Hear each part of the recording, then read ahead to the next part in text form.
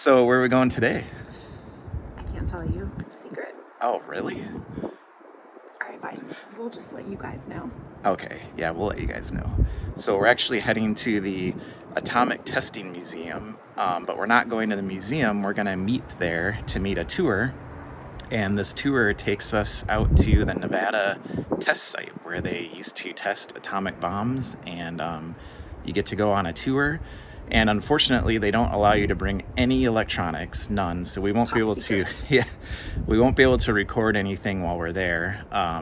But we are gonna show you guys how we signed up for the tour, and any video that maybe we can catch. We'll try to probably just a little bit of the Atomic Testing Museum. Maybe we'll see. Any sneak peeks, we'll get them for you. Yeah, but here we go.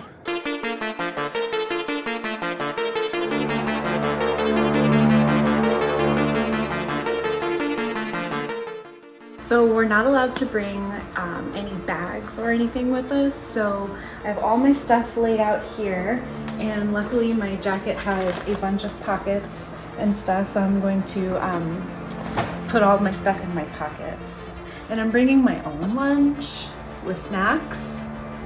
So watch. You guys are gonna want some of my snacks.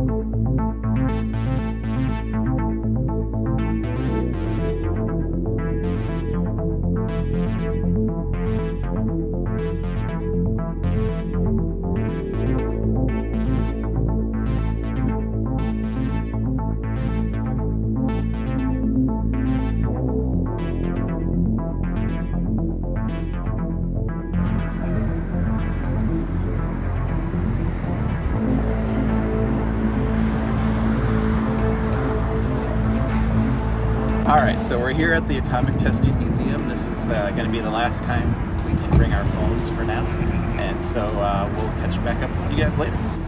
Well, Nicole and I just got back from Ground Zero, and we are going to give you guys our honest review of the Nevada testing site. Are you ready, babe? Yeah. Give me a second. I need a glass of wine. This is a really long day. All right, we'll give you a second. Before we give you our review of it, we just wanted to kind of explain what exactly we did and what this is, and how we got signed up for it. So what it was is we went on a tour of the Nevada National Security Site, but they kept calling it the Nevada Test Site. And it's essentially where in the 80s and a little bit of the 90s, they did testing of nuclear bombs here in Nevada. Yep. So to sign up for it, it's actually really easy. You just go to their website and sign up.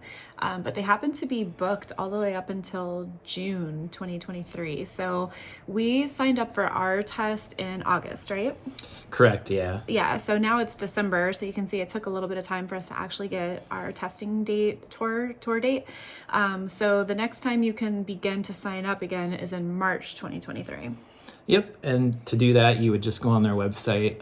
We'll put a link in our description, but keep checking when it gets closer to March if this is something you're interested in, because what you have to do is they'll announce a time that they're gonna give the new tour dates.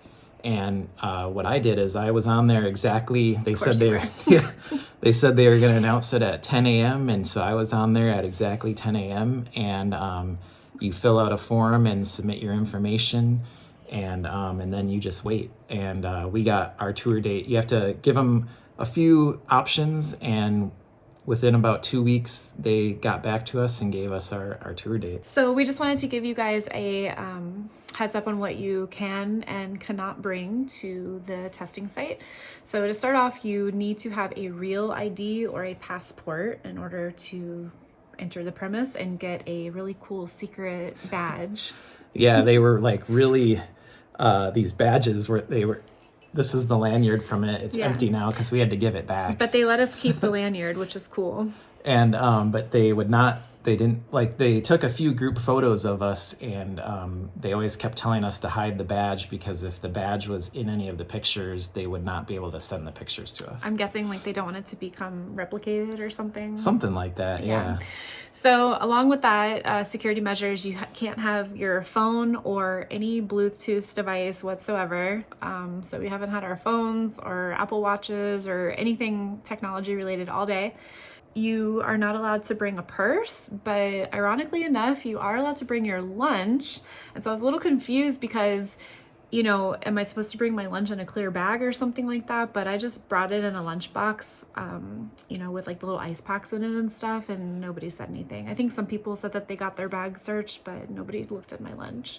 Yeah, officially they say that you can only bring clear bags, but I saw a few people with like shopping bags and stuff because I think they had come straight from a hotel, and they didn't say anything about them, but officially they do say you can only bring clear bags. Yeah.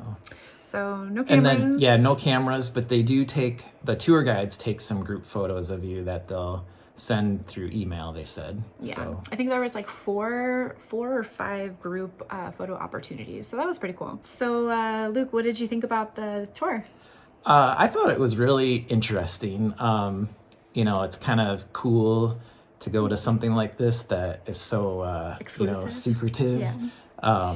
You know, you had to go through a lot of security to even get in there. They have a armed guard comes on the bus and checked every single person. Yeah. And then he even looked in the bathroom to make sure no one was hiding because the bus had a bathroom. Yeah. So that was kind of neat. But talking about the bus, a lot of the tour is just riding on the bus. And a lot of it was... Yeah. So keep that in mind. It's an entire day. We met at the Atomic Museum at 7:30 in the morning, and we didn't get back home till 5:30 in the evening. So it's a pretty long day. Yeah. Yeah. Well, I mean, like being on the bus for that long is one thing, but then also I love Las Vegas, don't get me wrong, but it's like the desert can get very monotonous. So it was just like a lot of brown and a lot of dirt for a long time. Yeah, it's just, first of all, it's an hour drive from Vegas out to the site. So that's an hour right there. Yeah. And then they mentioned several times that the test site is the size of Rhode Island or bigger. Bigger than Rhode I think Island. they said it was bigger. And so even while you're going from the different stops that they have, it's a lot of driving between the stops too. And so... Yeah, it's huge. It was really big. Yeah. So the tour guide that we had was an older fella, and he evidently worked there, right, for a while. Yeah. And he was really knowledgeable. He had lots of degrees, and he was very educated, and I enjoyed hearing him speak because he spoke in scientific jargon, sort of, and I'm kind of like into that. I'm a little nerdy inside my heart, and so it was fun listening to him, but he did talk a lot. He had a lot to say.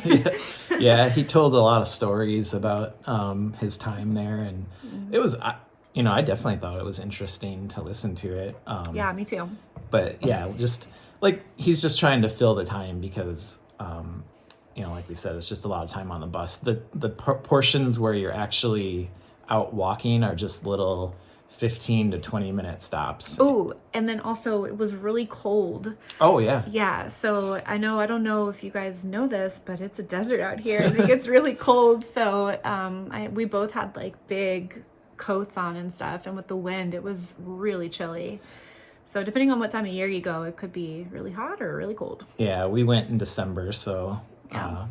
Pretty cold for us. But yeah, if you're going in the summer, I'm sure it's pretty hot out there. There's no shade or anything. So yeah, they do provide waters for you on the bus too, so that's nice.